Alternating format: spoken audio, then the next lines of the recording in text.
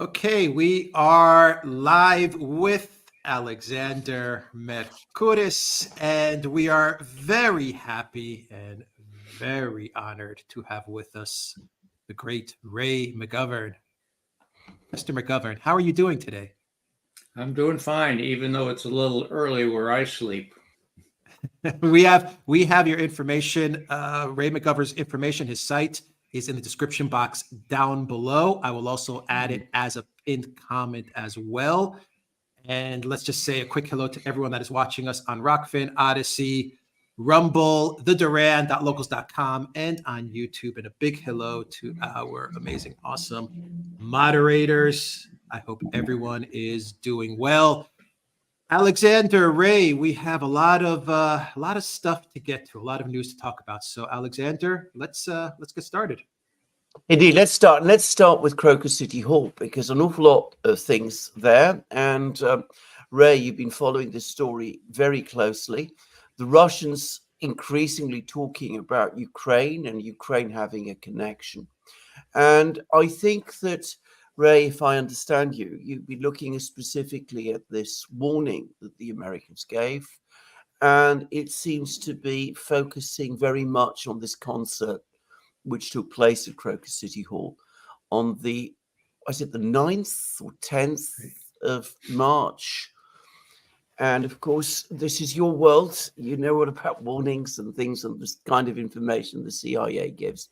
I'm just going to throw in my own observation here. That concert, the man who was at the center of it was a man called Yaroslav Dronov, known to most people in Russia as Shaman.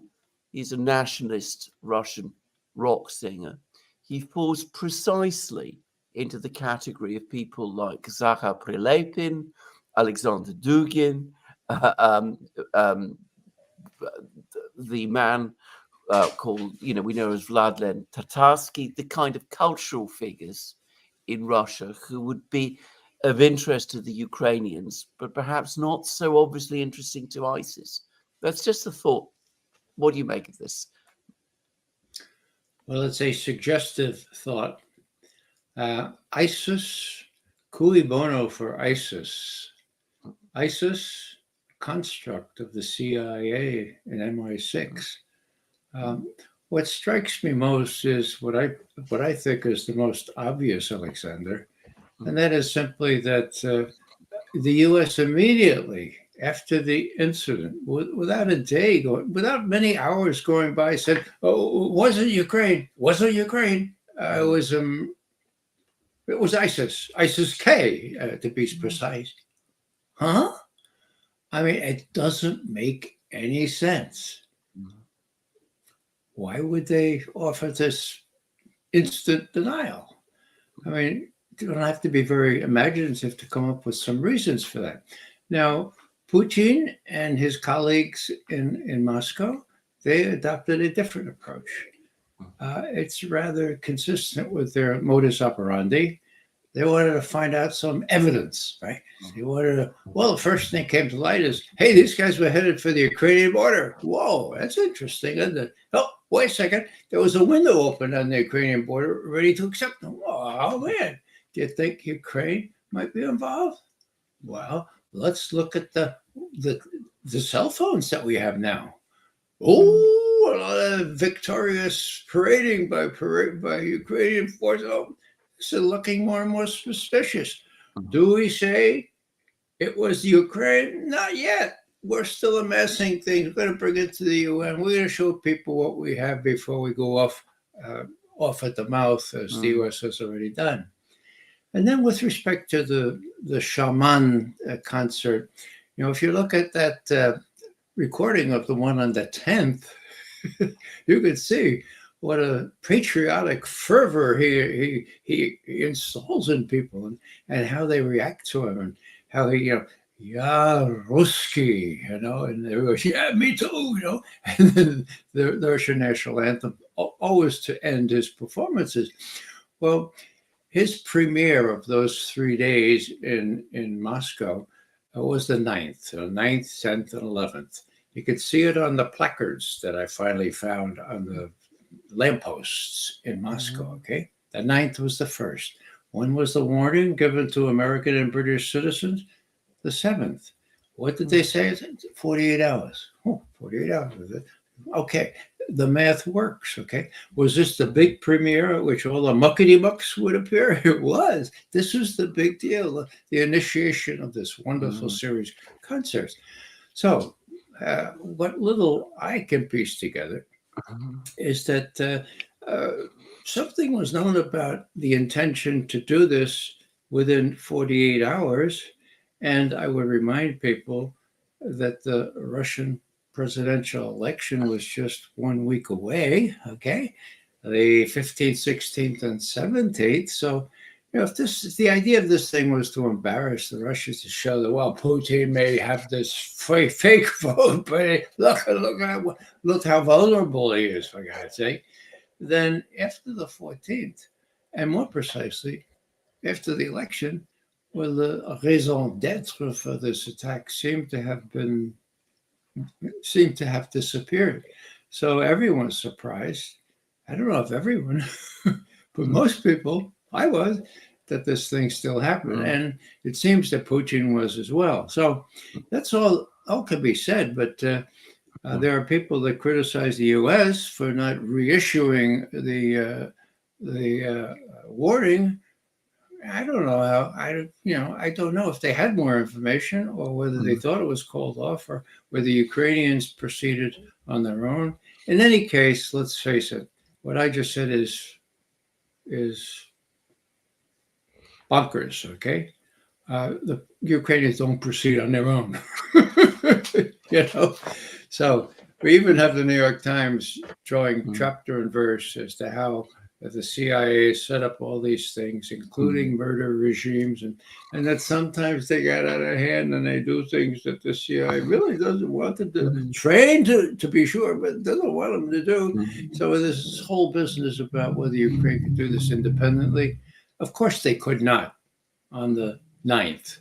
Whether they could have on the 22nd, I don't know. But who do you blame? Who is it? Bortnikov, the KGB successor organization internally in Russia, said in the corridor to some press representatives that, yeah, of course it was the US, it was UK, it was Ukraine. Of course it was, though.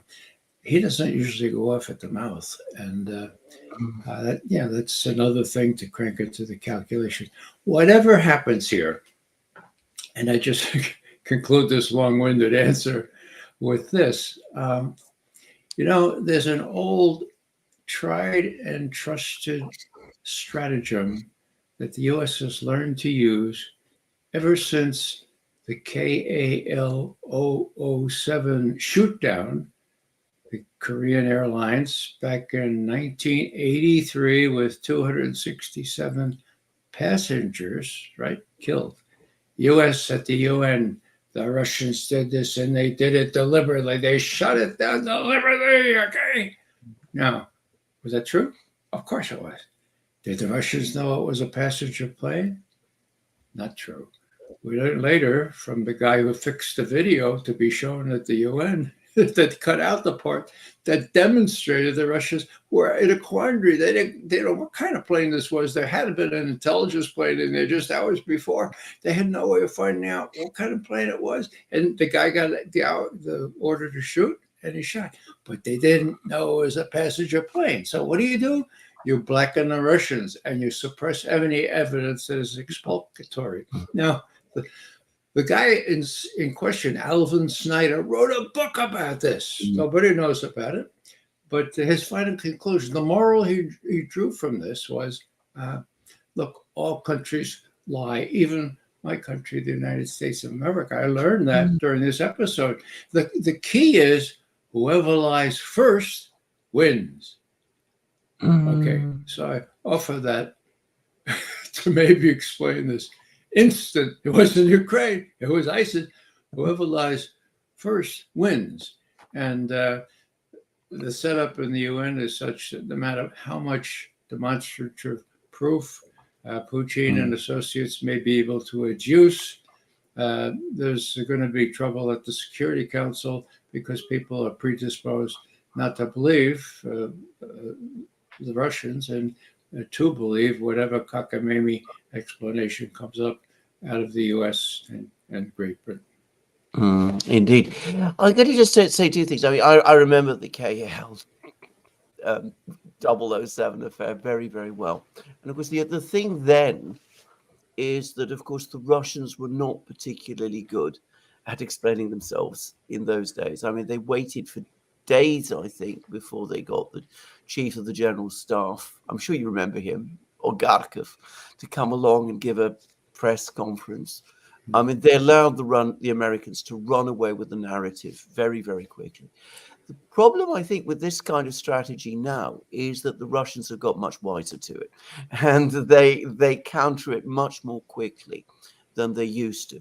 Anyway, but I accept what you say. In the West, at least, the American version of events is going to prevail. Yeah.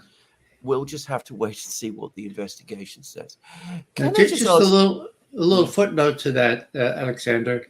They were in an interregnum. They had these old guys in power after Brezhnev left.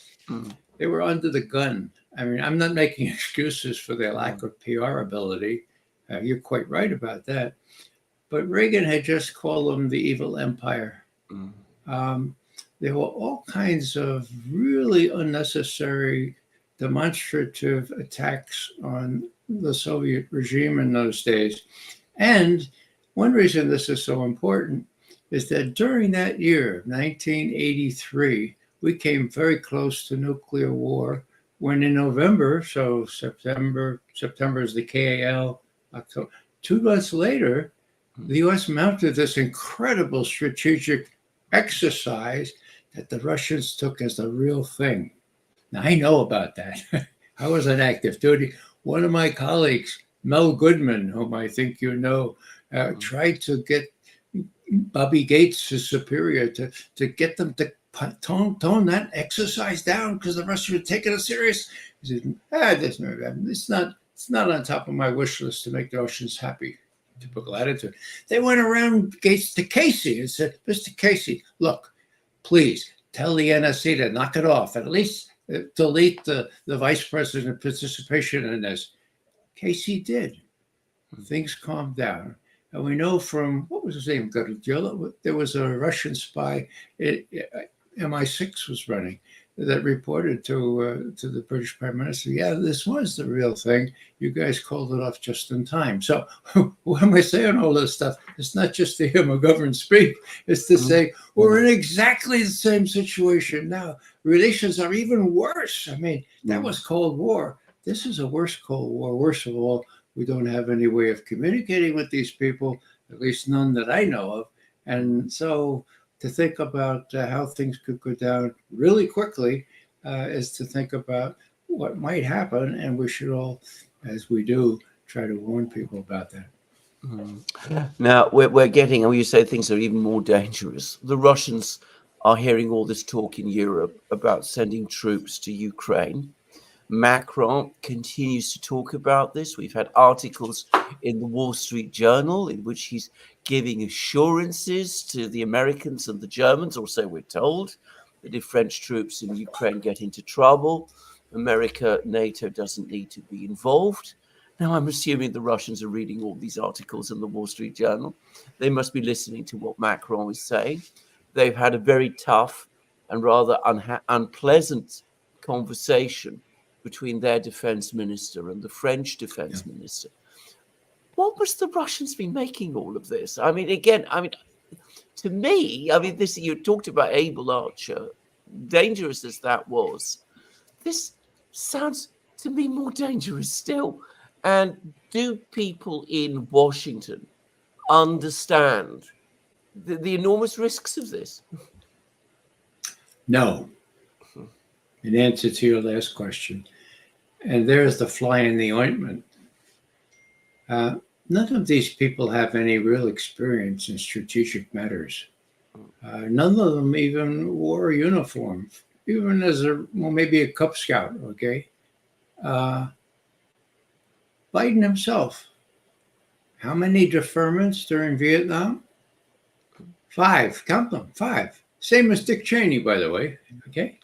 Blinken, Sullivan never put a uniform on. They have this idea that they really are exceptional.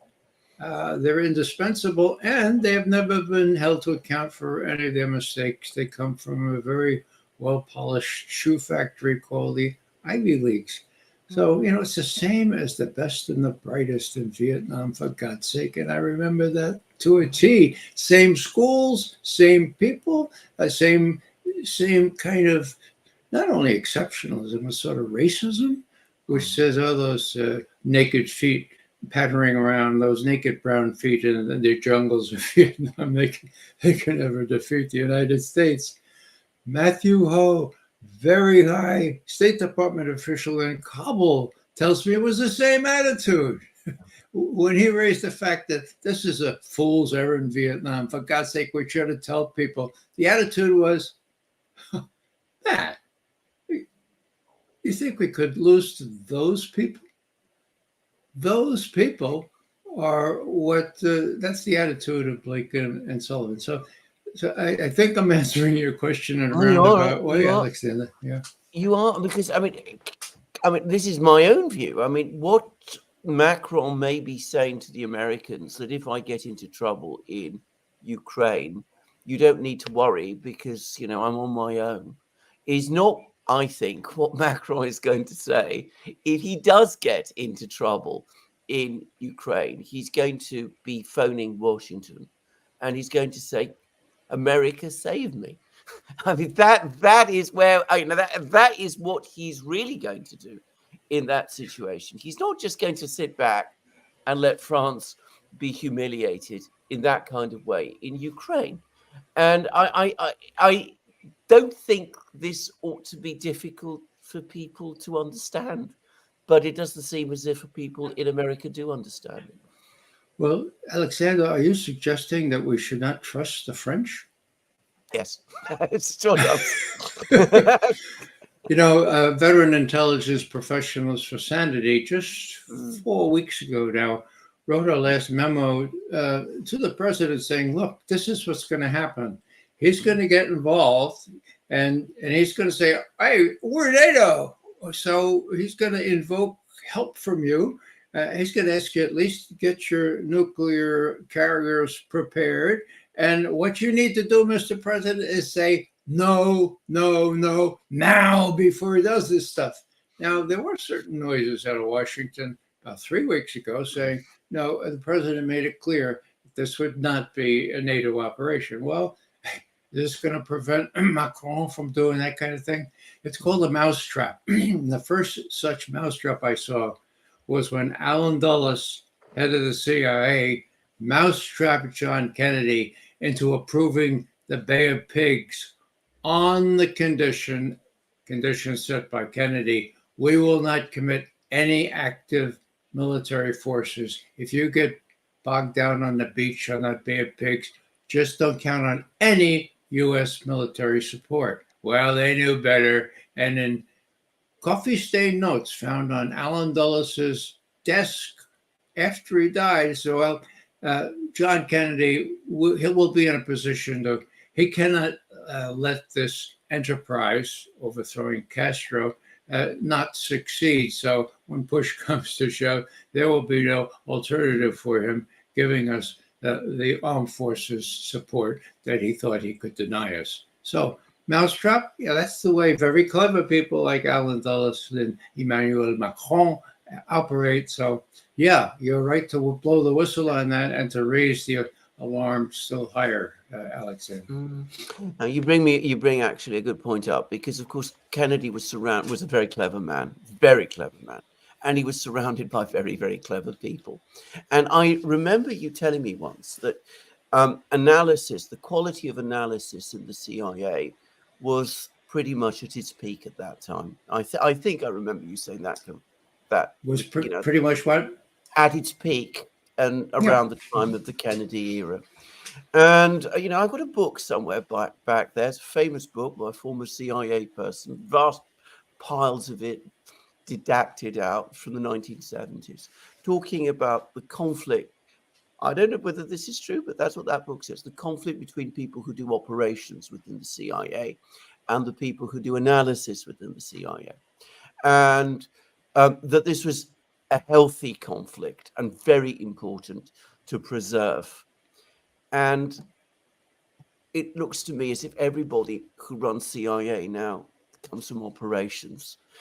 And I get the sense that the analysis, the advice to the president isn't being provided as it ought to be, because surely it is the job of the intelligence people, first and foremost, to alert the president of the United States to the fact that a trap is being laid for him by Macron and people like that, that this is a mousetrap type of situation.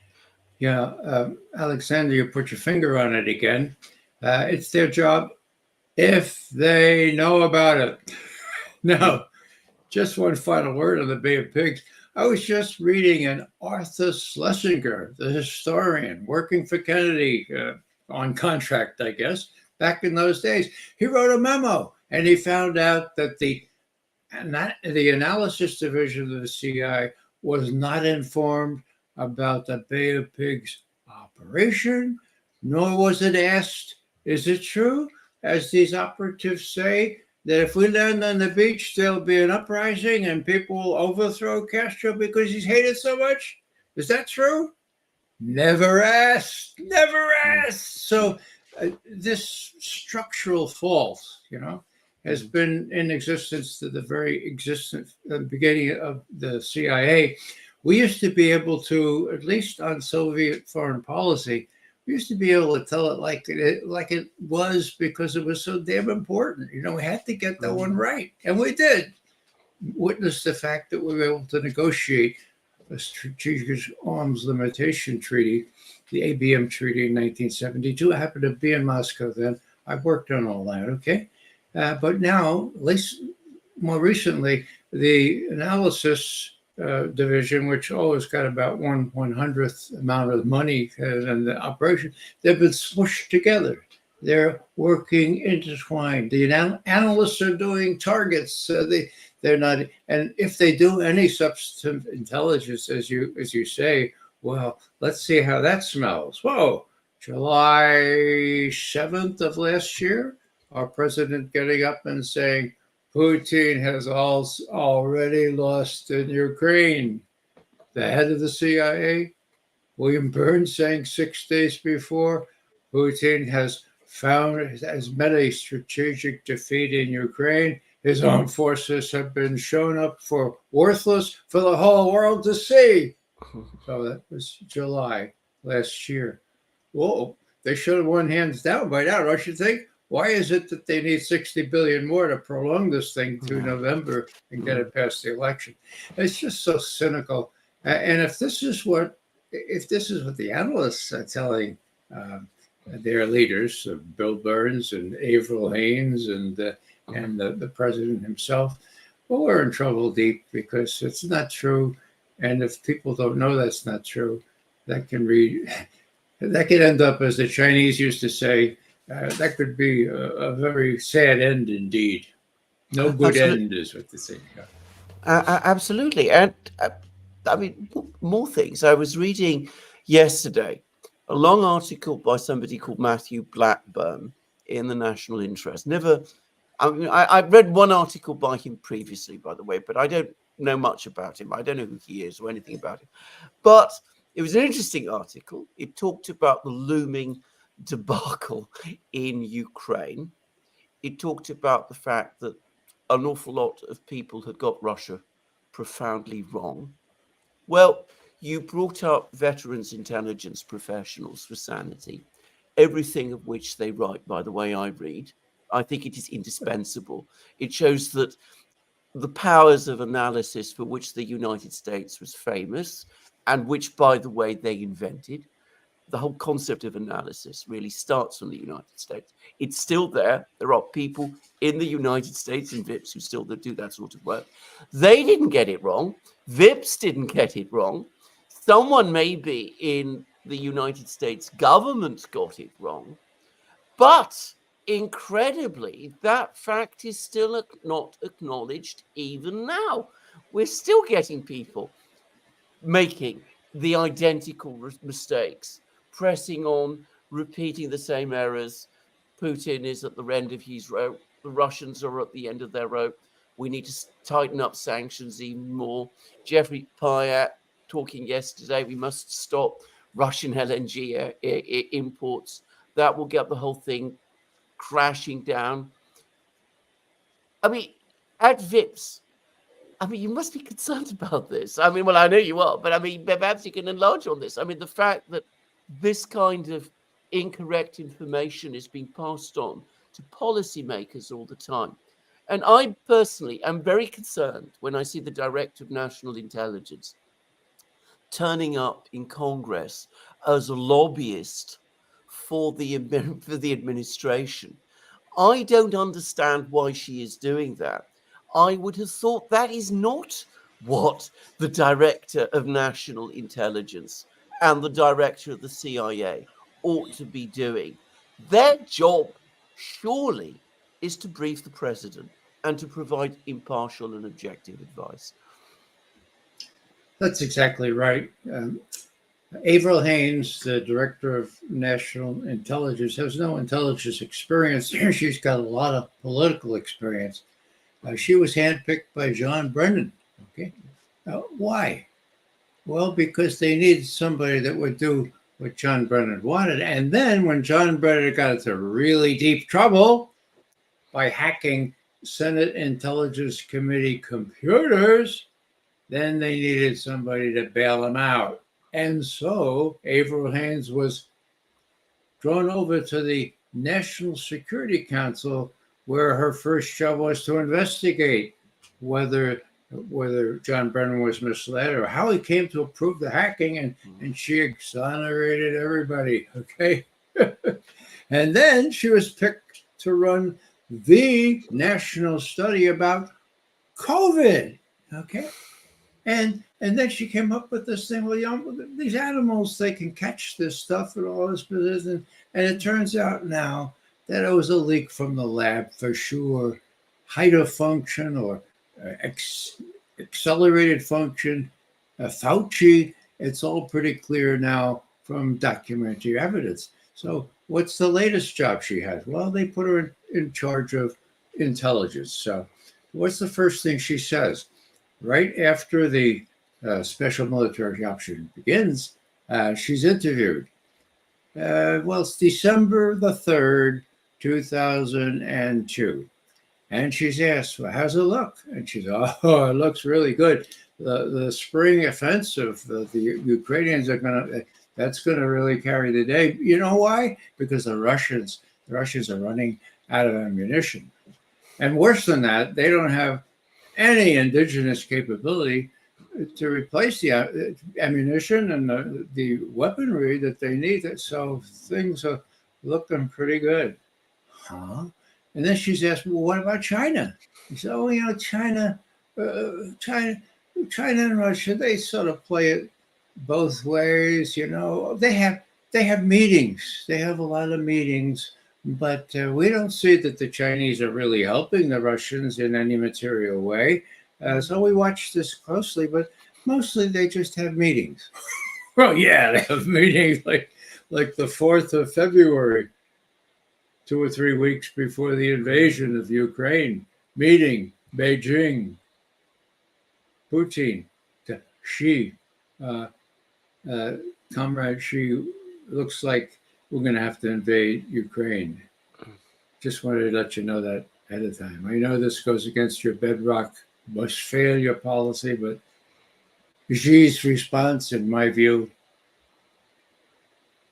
you mean not until after the Winter Olympics in Beijing are over, right? Right. The 20th, they're over.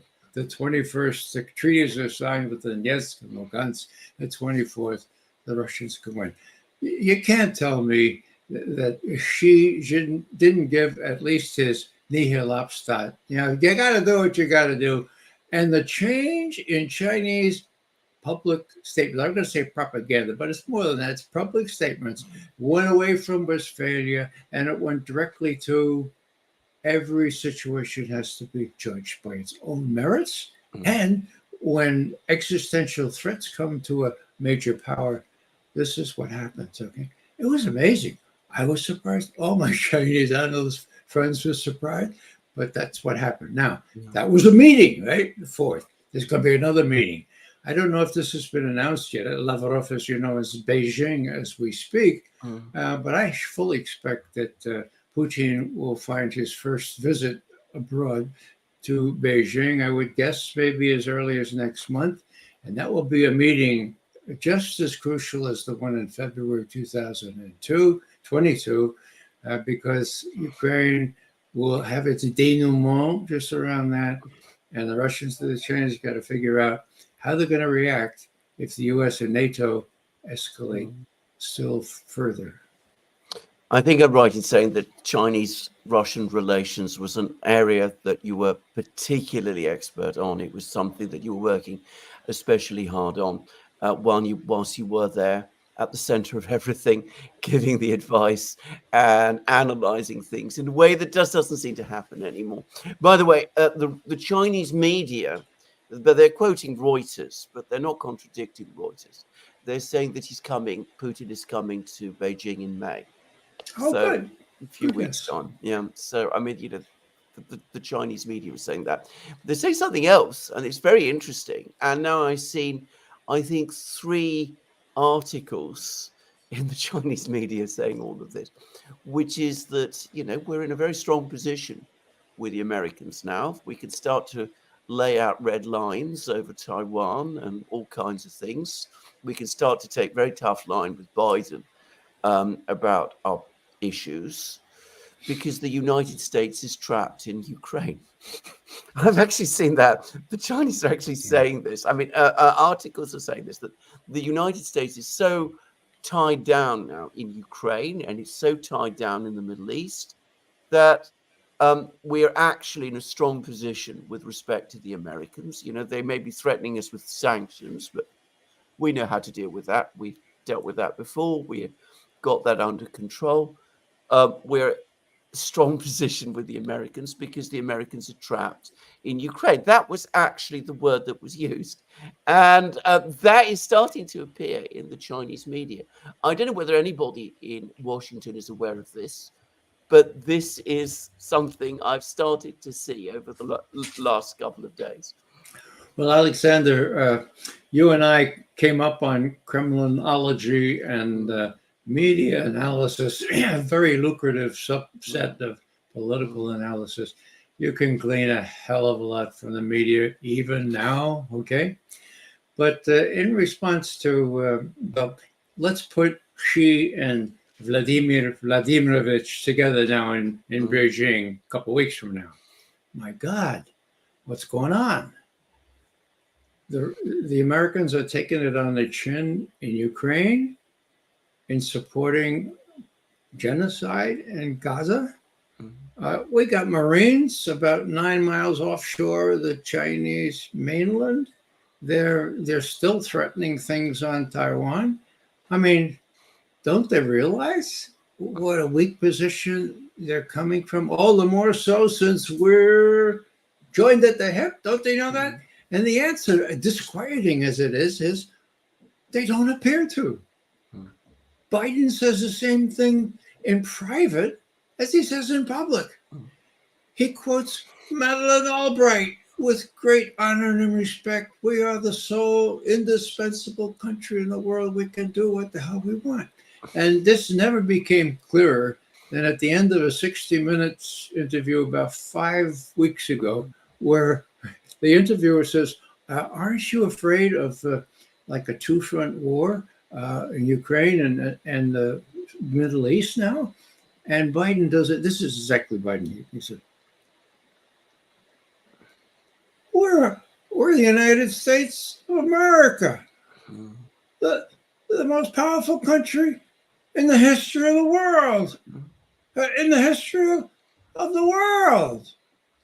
Now, I didn't mean to make fun of him, This is deadly serious. He still thinks this, and he can't be disabused of this notion. So when Putin says, I prefer Biden over Trump because he's more predictable, my God, what does that say? You rather have a predictable person like Biden, but how can you predict what Biden will do if Ukraine starts to go down in such a way that it means he loses the election ipso facto? He's got personal stake in this. He's got son Hunter. He's got Blinken and Andrew Sullivan, not Andrew Sullivan, Jacob Sullivan, in court documents guilty as sin in many other respects. They have to be afraid that if that other fellow comes in, they go to jail. So there's a personal stake in this thing too. So what's the outcome? Do we give up? No, they're not going to give up. What do we do? F-16, that's not going to be enough. So, as I've said before, what scares the hell out of me is that these neophytes will say, well, Mr. President, we do have these low-yield nuclear weapons. Yeah. And we could maybe stage a little, little false flag attack and blame it on the Russians. But the Russians will know that it was we, and that should hold them for, till November, and that's all we need. Is that beyond them? I don't think it's beyond them, but it doesn't matter what I think. It matters what Vladimir Vladimirovich and Xi Jinping think. Absolutely. I mean, I think this is absolutely the case. If you look at Russian commentaries, and of course, the Russian media isn't as controlled as it used to be, but nonetheless, you can still get an awful lot of sense of what people are talking about. They are concerned about these things. They are worried about possible American escalations in exactly that way. But they've also, I think, come to the view, and I think that this is clear to me, that whatever it is the Americans have in mind, the Russians have no choice for the moment but to continue to do what they are doing, unless and until the Americans come to their senses. They have no reason, as they see it, to do anything else. So they will continue.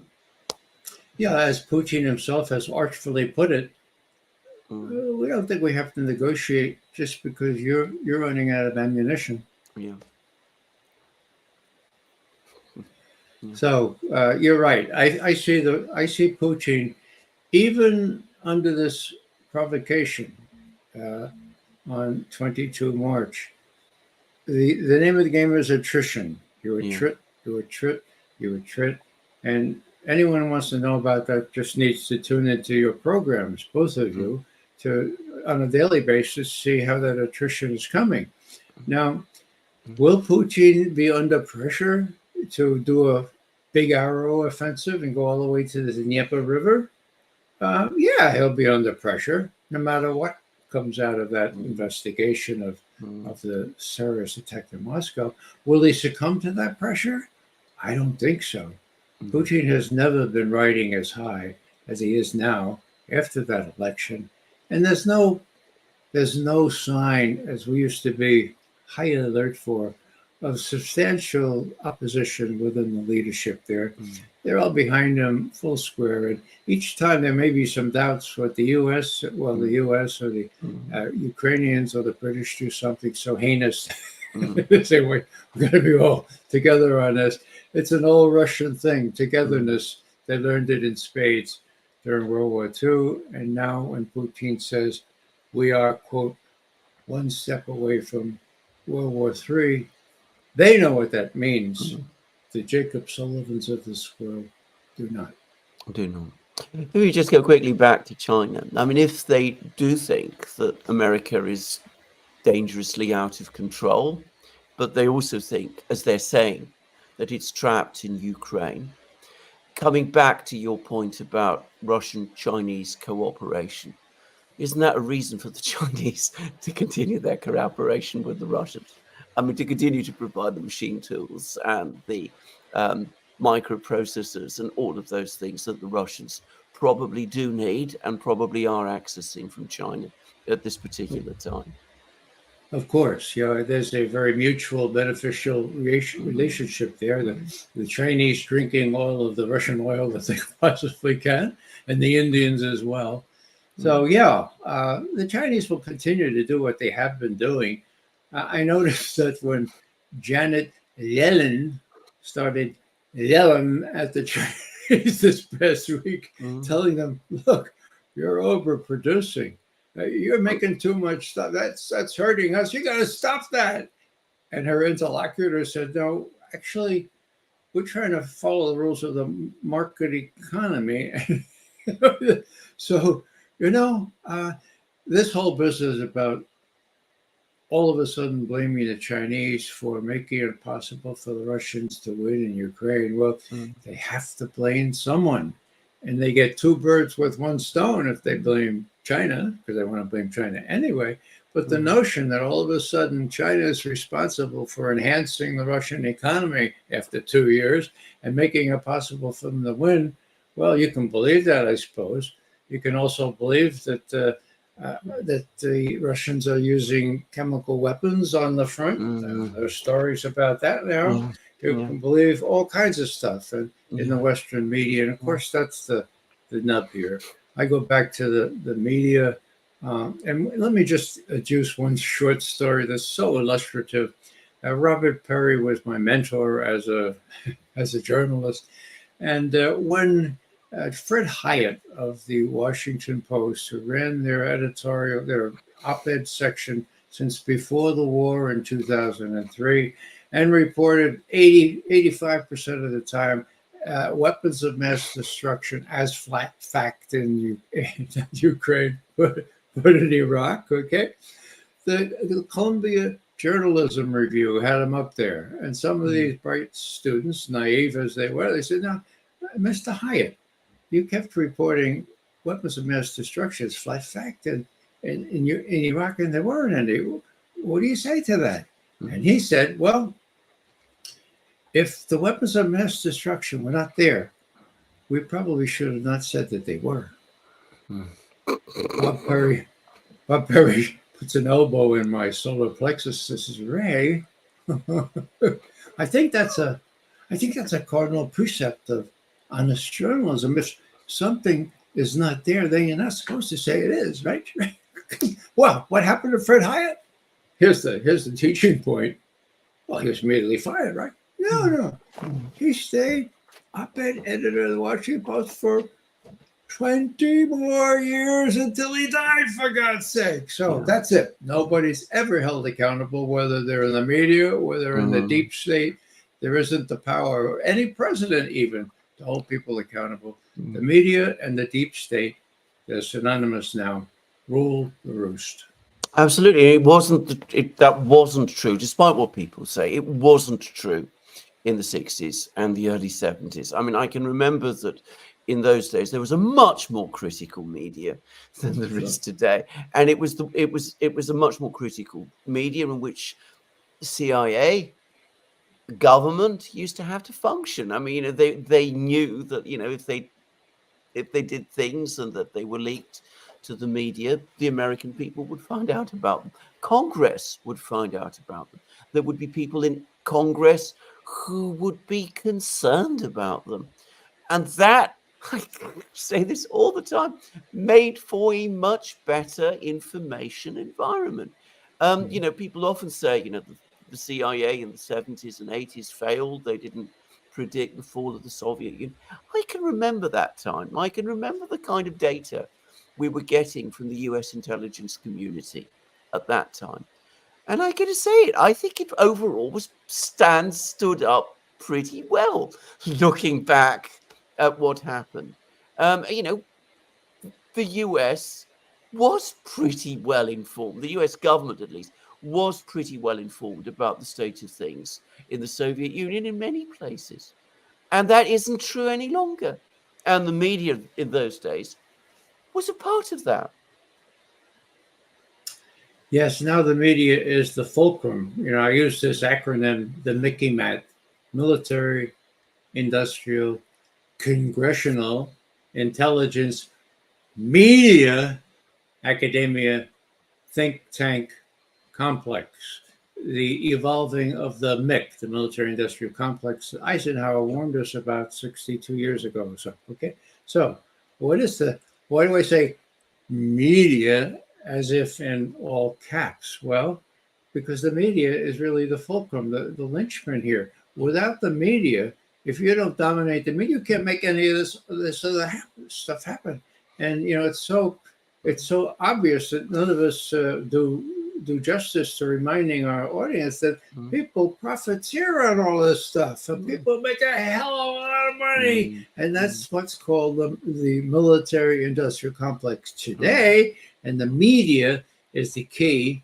And you guys know that better than I do, but the struggle is always to get out. And of course, the challenge that Julian Assange created, and the ability to get stuff up into the ether and down into computers like mine right here, well, that was such a danger that they had make abject lesson of Julian, poor fellow, friend of mine, friend of yours as well. And so that's why he languishes still in prison. God help him. Absolutely, and I think that's an important thing to say. Ray McGovern, I'm going to just finish with one thing. It seems to me we have three major information disasters. We've got an admission now, national interest. It's one small place, but at least it's one admission that people didn't get Russia right. They didn't understand its political unity on the question of Ukraine. They underestimated its industrial, economic resources, something which is extraordinary, actually. I mean, I still find it unfathomable that they got that so completely wrong. That they also underestimated its military resilience. And we have Kurt Campbell at the State Department essentially admitting that, though he does it in a very roundabout way. They've got the Russian-Chinese rapprochement wrong too. I mean, this is where you started. You were telling people in the 60s, actually, the Chinese and the Russians aren't getting on very well then, and people didn't believe you. Now, I think you'd be telling us Chinese and Russians getting on quite well, actually. And again, people don't believe you. But I mean, it's a fact that people have got all that wrong. And we've had a spectacular failure in the Middle East as well. The whole response to what happened on the 7th of October, I think everybody can now see, everybody who wants to be, honest with themselves, that this has been a terrible moral, political disaster from every side. I mean, it's been awful what's happened in Gaza. It's been awful what's happened in geopolitical terms as well, international relations terms, in terms of how things are happening, shaping out in the Middle East. Now, all of these things have happened all at the same time. Russia, China, Russian resolve and power, situation in the Middle East. This suggests a deeply dysfunctional system in Washington. I mean, we might have an election which might actually result in some change in November. Maybe that's hoping altogether for too much. But surely, in the face of all of this, a major reform of the intelligence system and the way it processes and provides information is now becoming extremely urgent indeed. And when we talk about the intelligence system, that must include the media landscape also. Or am I wrong? You're absolutely right. The CIA, as such, should be abolished if they want to keep covert action and be able to throw governments. Put that in the Pentagon where it belongs. Okay. Yeah. The CIA director should no longer be authorized under law to perform such other functions and duties as the president shall from time to time direct. That enables a corrupt president or a disengaged president to act like the head of the Gestapo. Okay. So that said, the CIA should be abolished. Now, it's not going to be abolished. And my horizon here is November. Okay. And I dare say, if I read Vladimir Putin correctly, his horizon is also November. He has said more than once, and he's seen this from personal experience, that foreign and military policy of the United States is crafted mostly under the dictates of the domestic political situation. So here I'm Putin, and I'm saying, my God, these guys are going downhill, hell in the handbasket, but what are they going to do? What are they going to do? Well, the first imperative, if I'm Putin, is to not do anything that they can seize as a provocation to do something even worse, okay? Mini nukes, for example. Now, that's not completely within my Vladimir Putin's power because they can do a false flag. So let's be on the alert for that, okay? Let's warn the French. If they call Shoigu again, make sure, Shoigu, you tell them, forget about it. you guys are dead as soon as you cross the border. Don't you understand that? Okay? And we won't make believe that you're a NATO country. Well, you are, of course, but we don't believe that's NATO troops. And White House has pretty much said that. And by the way, we know where those bases will be that the F-16s fly out of. Some of them, if they're in France, well, it's too bad about that. You're belligerent now. Now, what else? Well, these next several months are really key.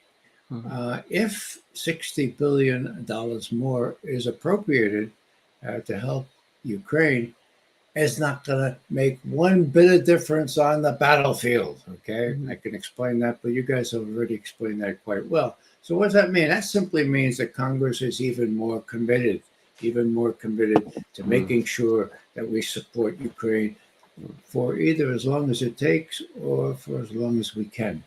So the danger period is between now and November. I think it's very fortuitous that Putin and Xi Jinping will be meeting next month. They'll be figuring out how much alert they need to put their forces on and how much they'll be prepared to dust up a lot of stuff better or more violent than saber rattling, let's say along those islands off the South China Sea or elsewhere in Syria or whatever, Some Chinese ships are in the Red Sea now, and so Russia's ships are. So things have reached a kind of a denouement. It all depends on what happens in Ukraine. And what I hear Putin and Lavrov saying is, look, we got a deal at some point. We offered you a deal. Your satraps, your puppets agreed, and then you put the kibosh on it. Now, it's not going to be as good a deal, but it's going to be a deal. And I still think, I'm probably wrong on this, that Odessa could become an international city, could be jointly ruled by Russia and some other entity, perhaps even a new Ukraine, okay, so that Ukraine can exist as a viable nation and not just become a farm for the rest of Europe. In other words, they'd have access to the Black Sea. I think that kind of thing is still possible. It was suggested by Putin himself a year and a half ago. Nobody noticed, except you guys and me, that this was part of that lengthy Q&A, which lasted 3.5 hours. Okay, so you have to read this stuff. You have to stay awake, and you have to figure out what this sort of, he called it either a яблоко раздора, either an apple of discord, the Trojan War, or a means of conciliating differences and coming to a mutually acceptable agreement, namely on the status of Odessa. That was October, a year and a half ago. I still think that if the U.S. wanted to tamp down things, they could go back and say, well, okay, could we talk about Odessa first and see if we could salvage some sort of outlet to the sea? In other words, there is flexibility there. The Russians don't want to go all the way to the Dnieper. In my view, why should they? They've got what they want now, as long as they can create a cordon sanitaire between them and these long-range missiles on the other side. Sorry to take on so long here, but it's such a joy to be with you guys and be able to speak with you rather than just watch your wisdom come oozing out of my cathode ray tube. Ray, never apologize. Thank you very much for those insights. I'm going to hand over to Alex. I'm sure there's some questions, and if you've got time to answer a few questions, that will be course. that would be fantastic. Goodbye, Fantastic. Alexander. Fantastic. Ray, we do have some questions for you. Ryan says, finally catch our live stream, and it's Ray McGovern. Fantastic. From Ignat, is this, with regards to France possibly entering Ukraine, is this Dien Bien Phu 2.0? The end what? Dien Bien Phu. Dien Bien Phu. Oh, Dien Bien Phu. Yeah. No, well, there's a difference in magnitude there, of course. The general principle would be right. You'd have 2,000 murdered rather than whatever it was, 50,000 in Dien Bien Phu. You know, what's interesting is they call the French super tank the Leclerc. Now, who is Leclerc? He was one of the most famous French generals during World War II. He did a terrific job. Okay, so what happens? A year after the war, they send him out to Indochina, ruled by France, of course, and they say, General Leclerc, you tell us how many troops it's going to take to subdue and get Indochina back under our orbit. And he goes out there and he writes this message that it will take 500,000 troops, and even then we cannot do it. So that's 1946. Fast forward ahead to U.S. involvement in Vietnam. We put in 550,000 troops, and we still cannot do it. A mark of the arrogance that U.S. policymakers, like the best and the brightest then, like Sullivan and Blinken now, think they can do this, and they can't do it. The French couldn't do it, they can't do it, and they can't do it now in these other areas. As soon as they come to realize that, the better for mankind, I could say. Libertarian by default asks, is there anything Russia can do proactively, the effect of which would significantly change the West's appetite to keep interfering? The appetite will always be there. I was thinking the question I was going to say, is there some artful diplomatic move that I think there is. I mean, I would not exclude Putin saying, all right, look, there's an immediate ceasefire as far as we're concerned, but it's only of a duration of 2 or 3 weeks. We want to start negotiations at that point in time.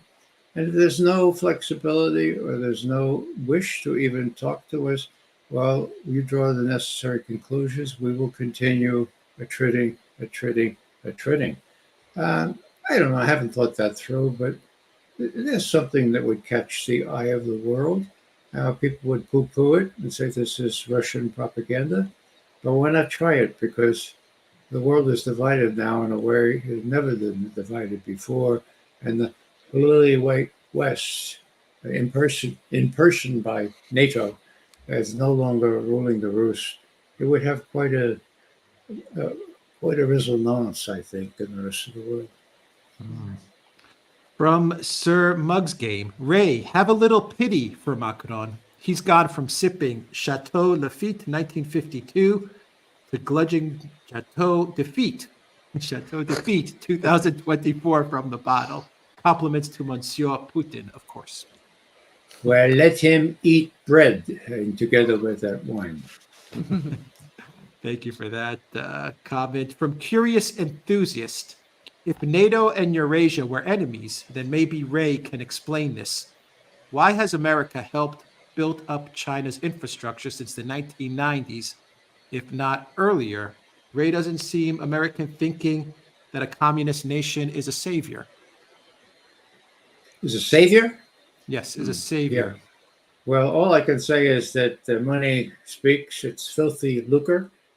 Clinton and the rest of them saw the offshoring of our major industries as a lucrative thing.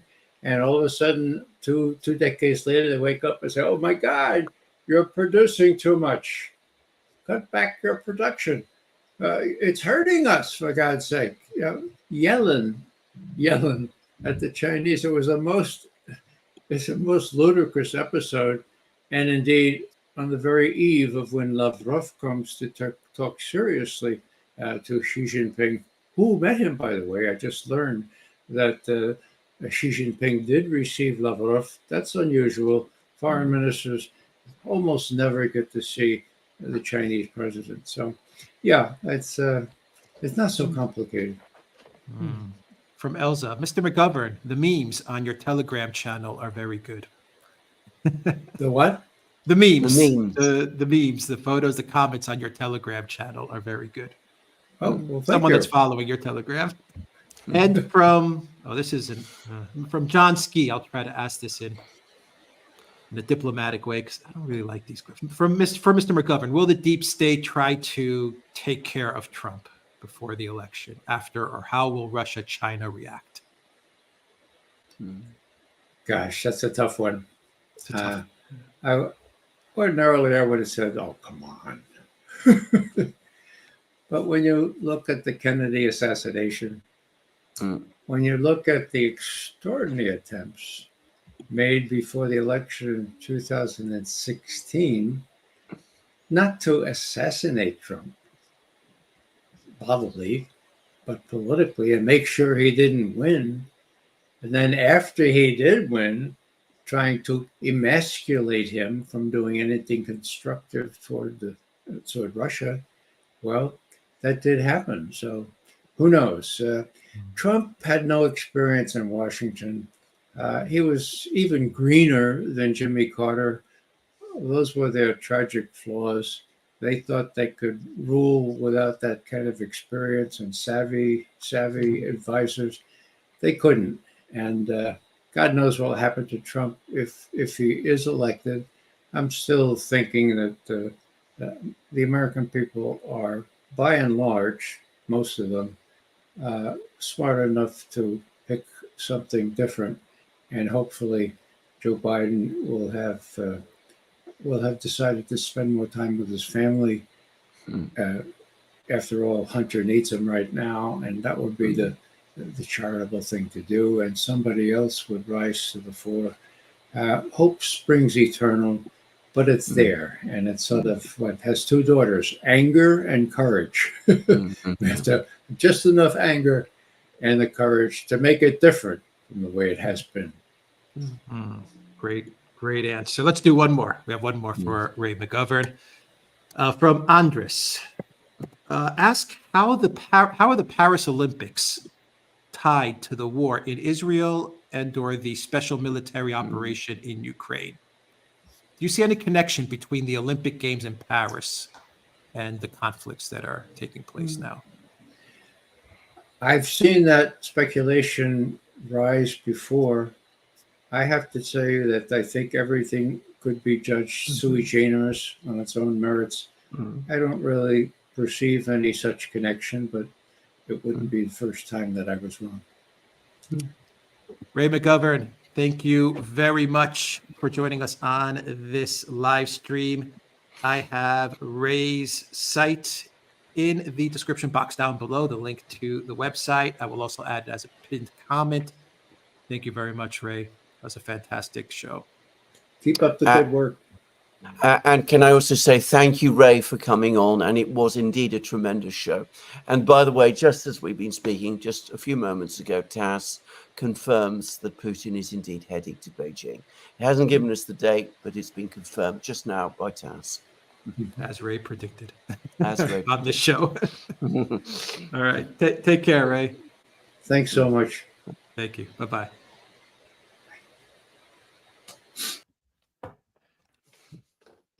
All right. Fantastic show, huh? Fantastic show, absolutely. And of course, from somebody who was there throughout the Cold War, and who's been through all of these things. I mean, it goes back to the 1960s, to Vietnam, Cuba, all of that. And he's been there, he's done that. He knows how the system used to work, and he can see how the system works now, which is things are getting worse, is my conclusion. They are getting worse. They are Everything Ray getting was worse. saying, things are getting a lot They worse. are. Yeah. They are getting worse. I mean, we had a time when Kennedy and Nixon had clever people around them, to a situation today where they have Jake Sullivan. I mean, that tells you that things are definitely getting worse. And you had analysts like Ray, and now I don't know. Well, I don't know who's analyzing the situations, no. who's breaking things down. Well, they're not. I mean, that's clearly what's happening. I mean, and the national interest article is an actual eye opener. I mean, it's the first one that really finally gets around to say we've got this whole thing completely wrong. It's time that we went back to the drawing board and started again. Course, I almost felt like he was listening to us a bit. I don't know. I was reading that article. Might even have been. Anyway, there we are. Yeah. Well, what was the name of the article for people? I think it was the looming debacle. The looming debacle. Exactly. Yeah.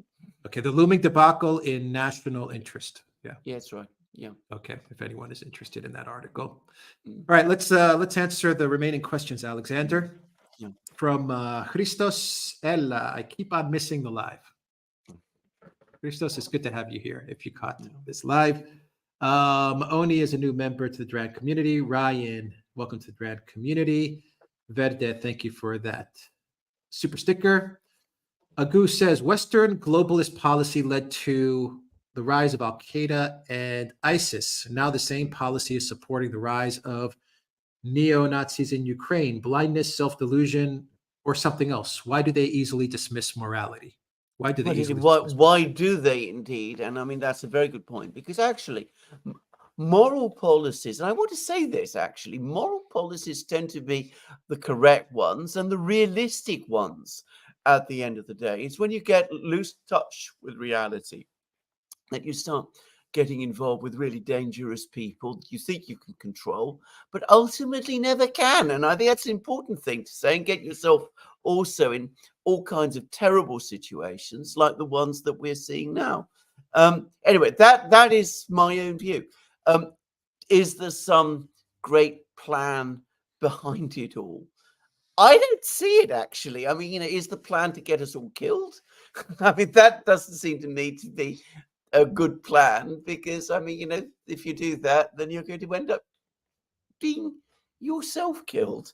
So I think that what we have are people who think they're the masters of the universe, who think that they're extremely clever, who think that they can control everything. And of course, the reality is they can't. And that's why we're talking about a looming debacle. Elza says, has Russia learned to control the narrative? No, I mean, they're still massively outmatched by the West in these things. And Putin said as much when he was asked this question by Tucker Carlson. He says it's all but impossible to win a narrative argument against the United States, given the extent, the lockhold that the US has over the international media. I think, having said that, the Russians could do a lot more for themselves. But they will, I mean, I accept that, winning a clear-cut victory against the US on this issue, very, very difficult, all but impossible. Having said that, remember, narratives are fictions. Wars are facts. As I say all the time, I made this point many, many, many occasions. Through Catherine, I have a German family. Some of them lived through the Second World War. Those that did passed away now. They've talked about this to me many times. They tell me how completely they believed the narratives that they were being spun by their leader and his propaganda minister, up to the point, of course, when the Russians arrived in Berlin. And eventually the Russians got to Berlin. It can't stop facts crashing through. Trevor says, everyone's got a plan till we stab them in the back. Victoria Newland. Yeah. Mark in Texas says, thoughts on Tucker Carlson's claim that Mike Johnson is compromised? Well, I think it wasn't actually Tucker Carlson's. I think it was Marjorie Taylor Greene from watching that interview. Well, I don't know. I mean, I'm going to say this. I mean, he's somebody who's come up very quickly, very fast I mean, a couple of months ago, I'd never even heard of him. I'm going to say that straight away. Maybe people in the Republican Party know an awful lot more about him. It's just, I think, more likely that he's under colossal pressure from all sorts of sides, from the administration, from the deep state, from the rhinos, the McConnell wing of the party, and they are piling on the pressure on him. And I find it entirely understandable why somebody like that, who probably isn't that experienced in foreign policy questions and all sorts of other big questions, why in light of that he's buckling. So maybe he is being blackmailed. I mean, I don't know. Marjorie Taylor Greene thinks he perhaps is, but I think you can find rather more innocent explanations from his side. Maybe he's just not that strong as a human being. Just saying. Zeshan, thank you for that super sticker. Libertarian by default says proud for being a part of the Duran community. Thank We're you. proud to have you with us. Emil is a new member to the Duran community. Eric Hatchett, thank you for that super chat. Ricardo Alfonso, thank you for that super sticker.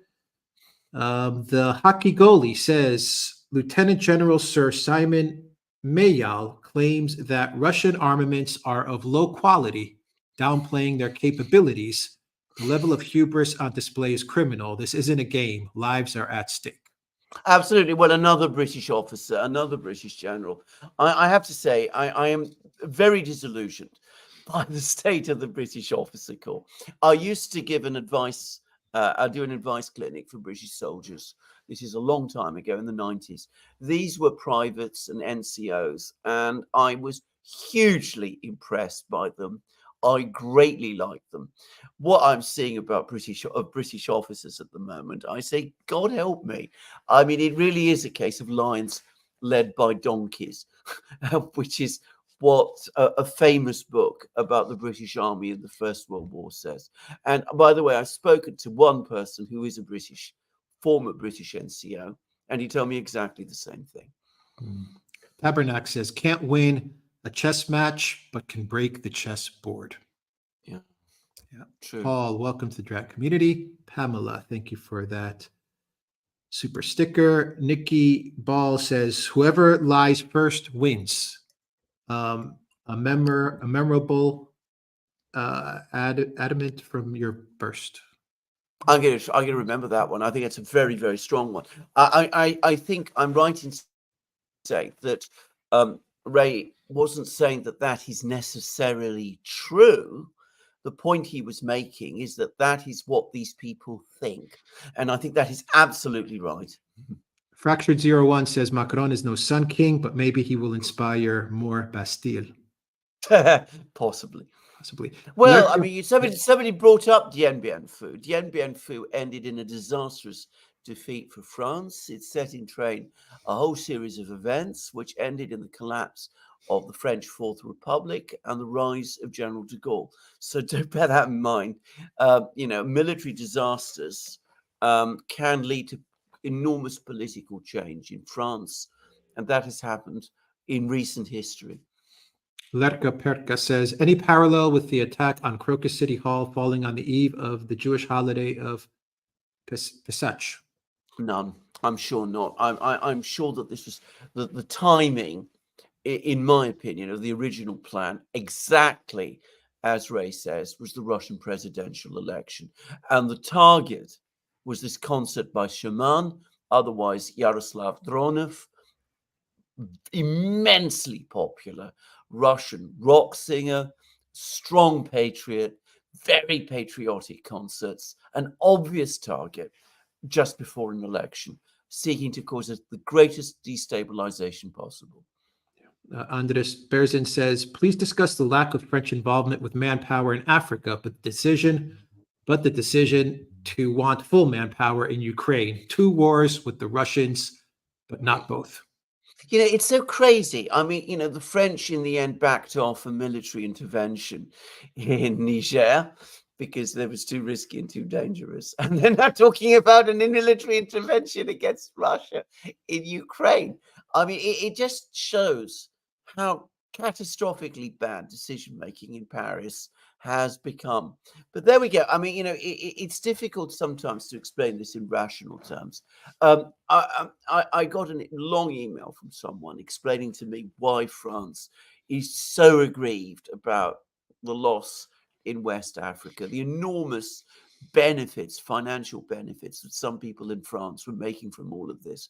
But, as a response, this is an utterly stupid one from a country which always prides itself on having a people who are particularly clever. Yeah. Maybe that we should need to rethink that. Yeah. Andres says Alex and Alexander are now the real media. I love it. Thank you, Andres, for those questions. Let's see here. Let's go back to YT. Libertarian by default says the EU runs the risk of becoming irrelevant and in decline when the dust settles. The US will eventually course correct with Russia, plus they have resources to spend. The EU can do neither.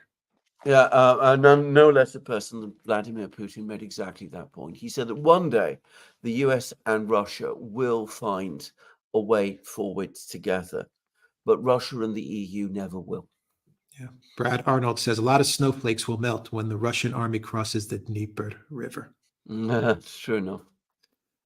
Tired looking for names says if French society forces Macron to back down, is there a graceful way to exit? I hope so. Trouble is, Macron will never exit. He is far too conceited to ever do that.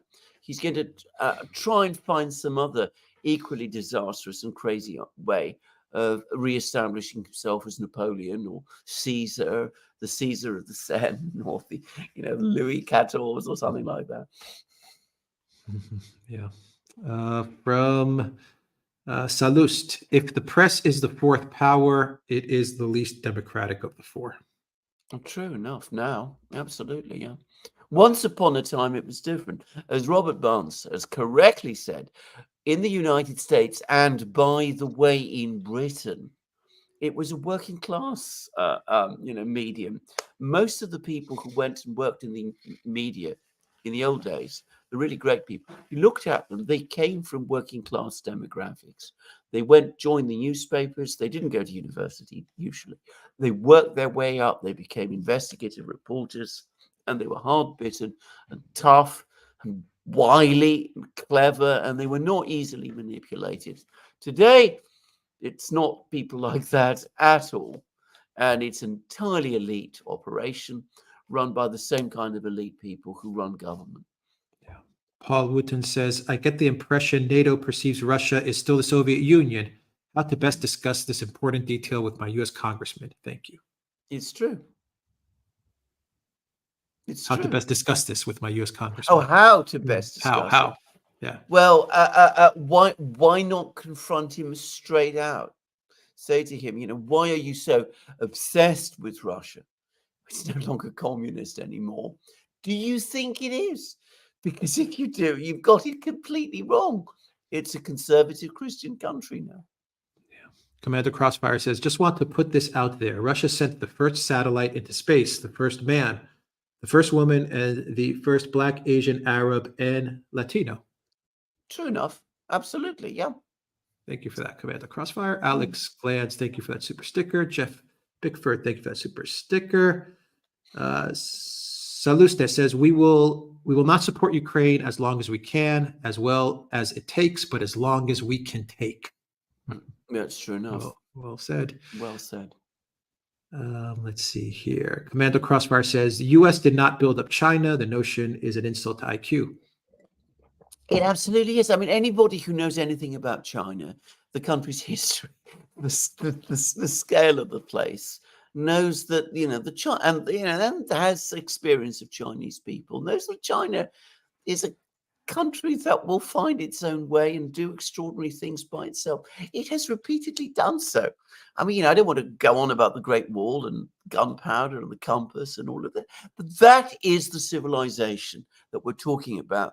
And remember, it is the world's oldest state. It's a continuous history going back something like 3,000 years. Yeah. Alexander Podyachev says thank you. And Alexander also says, do you think that the West would become authoritarian if the Western elites start to realize that they are losing power in their own countries? Will become or is becoming, because it is the second. It's becoming more authoritarian every day. Just look at the new law that's passing through the Scottish Parliament about controlling hate speech, for example. That is very authoritarian indeed. Go to Belmarsh prison, see what is going on there with Julian Assange. Yeah. Simon Ennifer says, is the veneer of democracy now too expensive a luxury for the deep state, setting the stage for Kaiserism in the US? It is what Spengler would expect. Yes, I think you're quite right. I think there is an element of this. I think that there is a very, very deep commitment to democracy amongst the American people. But I think that there is an element within the political and deep state elite that has a completely cynical and manipulative view of it. They talk democracy and freedom and all that, but for them, it's simply a mechanism whereby they stay in power and they expand that power. Commander Crossfire says, congrats on 400,000 subs. Was premature last time. Thank you, Commander Crossfire, for that. Sparky says, great work. Thank you. Thank you, Sparky. Elza says, hearing people like Ray McGovern speak shows how much things have changed. Degradation of the West and Russia becoming a truly free country. You're completely correct. I mean, it is the world turned upside down for me. I've said this many times. I mean, I remember the old Soviet Union, which was not without its strengths, by the way, despite what people say. But I mean, it was never really a convincing alternative to the United States, at least not for people, for people, educated people in Europe and indeed around the world. Today, it's so different. Things have changed so completely. It is astonishing. Death Dealer 1341 says, let's hope we get a new president in the USA before they go to war with Russia. I hope so too. I mean, I actually agree with this. I think that the November election is going to be a decisive turning point. I mean, even if we avoid a war, even if, all that will happen is if the current lot are still there afterwards, is that the decline is going to accelerate. Look at the situation. As I said, 3 crises all happening at once. Rapprochement between China and Russia intensifying. Total underestimation. Looming debacle in Ukraine. Looming debacle in the Middle East. All under the watch of the same people that, we risk having re-elected in November. I mean, it doesn't bear thinking about. Yeah. Sir Muggs Game says in 1648, they negotiated the Peace of Westphalia. Yeah. In 2025, the Russians will negotiate the Peace of Westphalia. I love it. Absolutely love it. I'm going to pass that on to a number of people. Glenn Decent will adore that one. Thank you for that. Black in the Empire says, great show. Thank you for that. John Ski says, what role does the WEF's 2030 agenda have on the West's policies, if any? The WEF has lots and lots of policies. If you want to see their vision of the world, they've provided it and explained it in massive, prodigious, extraordinary detail. All of these plans that they've come up with are completely crazy and they're all falling apart. Globalization, which is the big thing that they were plugging, is falling apart around them. Even they are now starting to admit that. And of course, all the control systems that they're also talking about are also coming apart. The one thing that is still working for them and which they are pushing now even more relentlessly than they have ever done, and it was the thing that they started with, is EU integration. And that's what their main focus is going to be over the next few years. From Andres, what is the possible resolution of the Yemen conflict of the shipping lanes? US pulls back, peace in Gaza. It's the only one. I mean, there is no conceivable way that this thing can work militarily. And I think everybody now understands that. Simon Hennifer says, will Western leaders ever learn that it isn't money that wins wars? It's a combination of industrial power, the realistic doctrine, and the will to win. Well, they used to know it. There was a time when Western leaders did understand that. Whether they will ever rediscover that, we'll just have to see. Again, going back to that national interest article, it actually says at one point that far from the West teaching a lesson to Russia, it is Russia that is teaching a lesson to the West. It's actually quite an extraordinary article. Yeah. Bob says, grow carrots. They are good for you. Yeah, true Thank you, enough. Bob. Sparky says, I hope Trump begins to watch the Duran. He seems to get most of his information from the legacy media, so he doesn't know what's actually going on. I hope so too. We'd love to think that, but whether he does or not is up to him. Yeah. Lada Moreau says, thank you, gentlemen, very much for inviting Ray McGovern. Still clear and strong-minded at his age, unlike Bidenopoulos. True enough. Thank you for that, Lada Moreau. Jeff Bickford says, change is essential at this point in world history. We will escape total chaos. Will we escape total chaos and destruction somehow? Oh, yes, I think so. I mean, I believe so.